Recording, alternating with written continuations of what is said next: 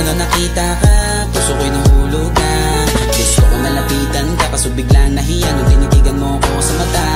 Wala naman akong ibig sabihin, ang gusto ko lang ay ibigin mo. Gagawan lagi ng paraan para lang mapansin mo, ang katulad ko na ikaw ang gusto. Ano pa ba ang kailangan kong gawin para mapalapit sa'yo